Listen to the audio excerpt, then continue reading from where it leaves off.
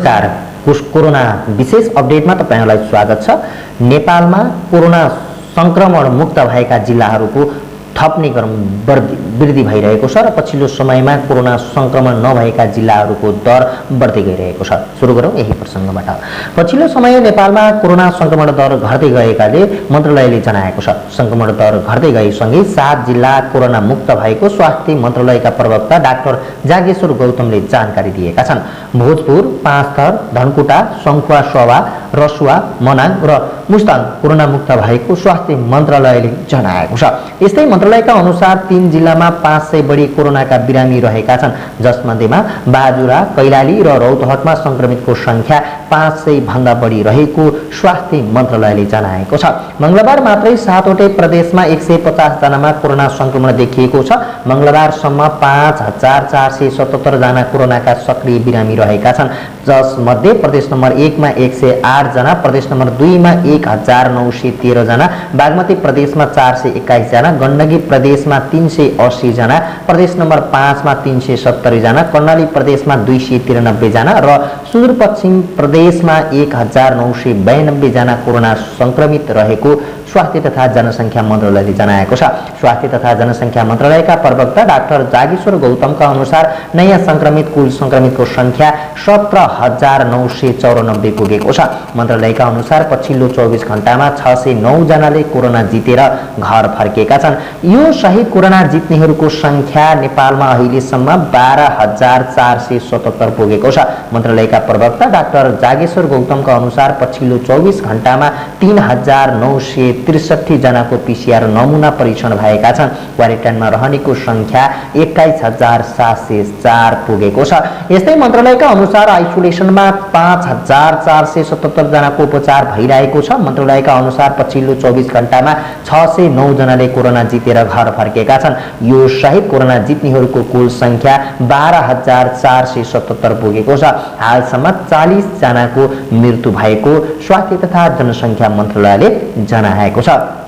मंगलबार थप 150 जनामा corona virus संक्रमित पुष्टि भएको छ। स्वास्थ्य तथा जनसंख्या मन्त्रालयका प्रवक्ता जागेश्वर गौतमका अनुसार नयाँ सहित कुल संक्रमितको संख्या नेपालमा 17994 पुगेको हो। मन्त्रालयका अनुसार पछिल्लो 24 घण्टामा 609 जना कोरोना मुक्त भएका छन् र डिस्चार्ज भएका छन्। यो सहित कोरोना जित्नेको संख्या नेपालमा 12477 पुगेको छ। मन्त्रालयका प्रवक्ता डाक्टर जागेश्वर गौतमका अनुसार पछिल्लो 24 घण्टामा 3963 जनाको पीसीआर नमुना परीक्षण भएका छन्। क्वारेन्टाइनमा रहनेको संख्या 21704 पुगेको छ। यस्तै मन्त्रालयका अनुसार आइसोलेसनमा 5477 जनाको उपचार भइरहेको स्वास्थ्य तथा जनसंख्या मन्त्रालयले जनाएको छ। यता गल्याङ नगर अस्पतालमा सेवारत डाक्टरमा कोरोना संक्रमण देखिएको छ। चिकित्सकमै कोरोना संक्रमण पुष्टि भएसँगै अस्पतालका सबै सेवाहरू तत्कालका लागि बन्द गरिएका छन्। अस्पतालको आइसोलेसनका संक्रमितको उपचारमा खटिएका डाक्टर नै कोरोना संक्रमित भएका हुन्। छेरो केन्द्र पोखरामा भएको परीक्षणमा अस्पतालका डाक्टरमा कोरोना भाइरस संक्रमण पुष्टि भएको प्रादेशिक स्वास्थ्य निर्देशनालयले जनाएको छ। पुष्टि भएसँगै उनलाई आइसोलेसनमा राखिएको छ। आइसोलेसनमा रहेका संक्रमित स्वास्थ्यकर्मी, सुरक्षाकर्मी लगायतका 19 जनाको पीसीआर परीक्षणका लागि पोखरा पठाइएकोमा डाक्टरमा मात्र कोरोना पोजिटिभ देखिएको स्वास्थ्य प्रमुख एम प्रसाद शर्माले जानकारी दिए। उनले भने कन्ट्राक्ट ट्रेसिङमा तयारीमा जुटेका छौं। डाक्टरमा नै संक्रमण पुष्टि भएको खबरले समुदायमा फैलिने डर स्थानीयहरूको छ। डाक्टरले गल्याङ अस्पताल सहित क्लिनिकमा समेत स्वास्थ्य परीक्षण गर्ने जनाइएको छ।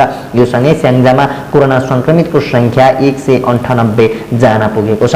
अहिलेसम्म 185 जना कोरोना निको भएर घर फर्केका छन् भने 13 जना विभिन्न आइसोलेसनमा उपचाररत रहेका छन्। 2 जना संक्रमितको भने स्याङ्जामा मृत्यु भएको छ। स्वास्थ्य कार्यालयका अनुसार भिरकोट शीतल कालिका सामुदायिक अस्पतालमा 5 जना, वालिङ स्थित कुँवर समाज घरमा 5 जना, पुतली बजार स्थित करेन्डाना 1 मा 1 जना, चापाकोटमा 1 र गल्याङमा 1 जना संक्रमित उपचाररत रहेको जनाइएको छ। ओखलढुङ्गामा 226 जनाको पीसीआर रिपोर्ट नेगेटिभ आएको छ। 5 जना संक्रमित कोरोना मुक्त भएका छन्। सोमबार आएको परीक्षण रिपोर्ट 72 वर्षीय लिखुका क्यान्सर पीडित ज्येष्ठ नागरिक पनि कोरोना मुक्त भएका थिए। लिखु गाउँपालिकाको सिंहदेवीका 72 वर्षीय क्यान्सर पीडित पुरुषलाई अस्पतालबाट घर फर्काइएपछि उनमा कोरोना संक्रमण देखिएको थियो। उनलाई घरमै चिकित्सकको निगरानीमा राखिएको थियो। सोमबारको परीक्षणमा कोरोना नेगेटिभ देखिएको थियो।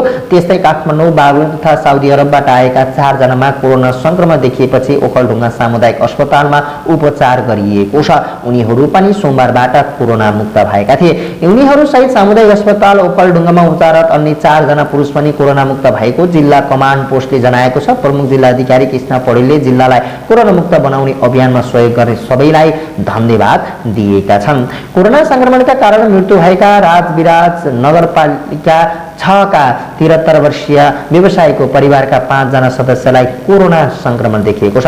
गजेन्द्र नारायण सिंह अस्पताल राजविराजको ल्याबमा गरिएको परीक्षण अनुसार मृतकको एकास सङ्गलो परिवारका 5 जनामा कोरोना संक्रमण पुष्टि भएको स्वास्थ्य कार्यालय सप्तरीका निमित्त प्रमुख दुनियालाल यादवले बताएका छन्। मृतकका 67 वर्षीय श्रीमती, 45 वर्षीय छोरा, 36 वर्षीय बुहारी, 17 वर्षीय नाति, 11 वर्षीय नातिनीमा कोरोना पुष्टि भएको हो। जिल्ला स्वास्थ्य कार्यालय सप्तरीका अनुसार मृत्यु भएका व्यक्तिहरूको घर परिवारका 5 तथा सम्पर्कमा आएका कामदार र नातेदार 18 जनाको शुक्रबार स्वाब परीक्षण गरिएको थियो। शुक्रबार साँझ लिएको परिवारमा 5 र सँगै धरान गएका एक कामदारको स्वाब परीक्षणको रिपोर्ट आइसकेको छ भने शुक्रबार दिउँसो राजदेवी माविमा गरिएको मृतकको पसलमा कार्यरत कामदार र नातेदार 17 जनाको परीक्षणको रिपोर्ट अझै आउन बाँकी छ। परिवारका सदस्यहरूसँगै स्वाब दिएका एक कामदारको रिपोर्ट नेगेटिभ आएको छ भने अन्यको रिपोर्ट आउन बाँकी रहेको स्वास्थ्य कार्यालयका निमित्त प्रमुख यादवको भनाइरहेको छ। गत बिहीबार राति कोरोना संक्रमणका कारण राजविराज नगरपालिका 6 का 73 वर्षीय पुरुषको मृत्यु भएको थियो। घरमै खाद बीज भण्डार र कोशी ग्यासका प्रमुख डिलरको पसल रहेको उनी श्रीमतीको उपचार गराई श्रीमती र छोरासहित भारतको दिल्ली र दरभङ्गा हुँदै 13 दिन अघि घर आएका थिए। प्रोस्टेट, मुटु रोग तथा थाइरोइडका दीर्घ रोगी उनलाई श्वास प्रश्वासमा समस्या भएपछि र ज्वरो लागेपछि धरान स्थित बीपी कोइराला स्वास्थ्य विज्ञान प्रतिष्ठानमा उपचारका क्रममा बिहीबार राति मृत्यु भएको मृतकका छोराले बताएका थिए। उपचारका क्रममा कोरोना पोजिटिभ देखिएको केही घण्टामा उनको मृत्यु भएको थियो। हस्त कोरोना अपडेट अहिलेको लागि यति नै। तपाईहरु पनि हामीसँगै रहनुहोला। नमस्ते।